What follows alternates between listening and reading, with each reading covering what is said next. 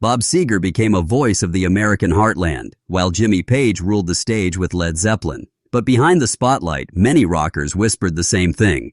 Page wasn't easy to love. Bob Seger admired the music, yes, but he also saw the arrogance, the coldness, and the rumors that followed Page everywhere. For Seger, rock and roll was about connection, honesty, and storytelling. For Page, it seemed about power, control, and mystique. And that difference, Seger believed, is why many couldn't stand him. Seger built his career on gritty songs about real life, trucks, highways, love, and struggle. Jimmy Page? He leaned into mystery, mythology, and ego-driven riffs. Rockers who grew up in the American Midwest related to Seger's down-to-earth style. But Page seemed like he lived in another universe, one filled with castles, spells, and secrecy. Seger once said rock and roll should speak to the people. With Page, many felt he spoke only to himself. That gap created a quiet wall of resentment between Page and many rockers, including Seger. In bars, backstage, and radio circles, Seger often heard the same complaint. Jimmy Page didn't just borrow ideas, he stole them. From bluesmen like Willie Dixon to folk players like Bert Jansch, Page faced accusations of taking credit. For a man like Bob Seger, who prided himself on writing honest songs like Night Moves and Turn the Page, this was unforgivable. Many rockers believed Page treated music like a weapon, not a gift, and that made the respect thin, even if the talent was huge.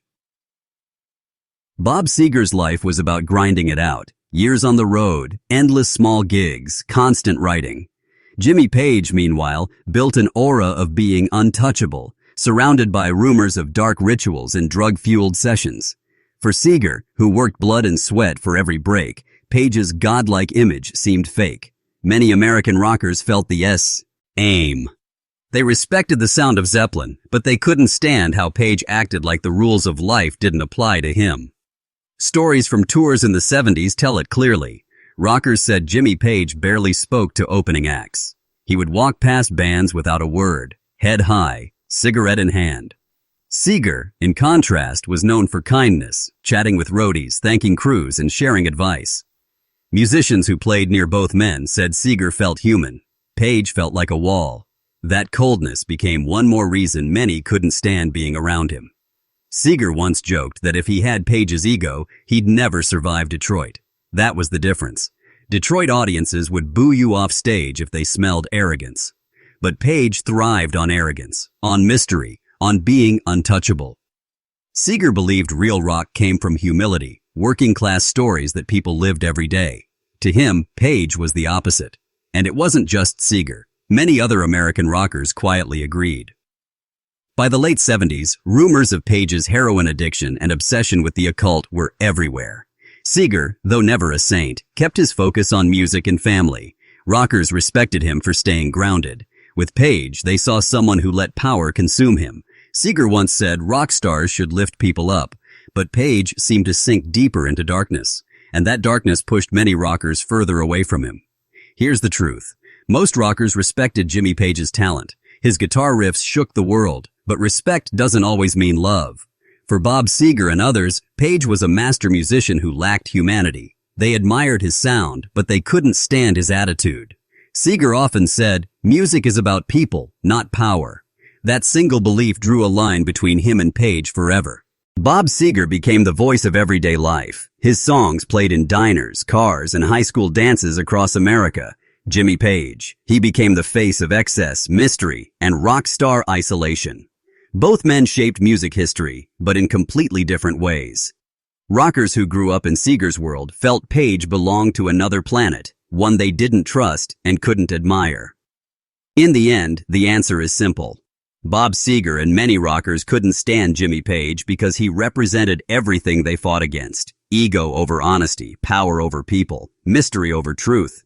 Seger believed music was about connection, about turning the page together. Page believed it was about control, about ruling the stage. And that's why, decades later, Seger's voice feels like a friend, while Page, no matter how talented, still feels like a stranger. It wasn't just musicians who felt the difference. Fans noticed too. At Bob Seger concerts, people felt part of something bigger. They sang along, cried, and laughed because the music told their stories. At Led Zeppelin shows, the crowd was in awe of Page's guitar wizardry, but it often felt like worship rather than connection. Many fans said Seger made you feel like you belonged, while Page made you feel like you were looking up at a god you could never reach. That divide explained why so many everyday rockers and listeners leaned toward Seger's world, not Page's.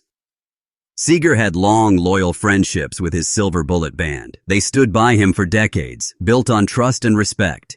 But Jimmy Page's reputation among bandmates wasn't as glowing. Stories of conflict, power struggles, and Page's control over Zeppelin were legendary. Many rockers admired Zeppelin's sound, but whispered that Page didn't treat even his own band like equals.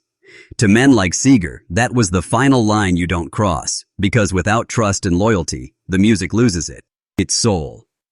Today, Bob Seger is remembered as a humble storyteller who never forgot his roots. Jimmy Page is remembered as a genius guitarist, but also a man surrounded by shadows, secrets, and scars. Rockers can't stand him not because of his music, but because of the way he carried himself through life. Distant, arrogant, and untouchable.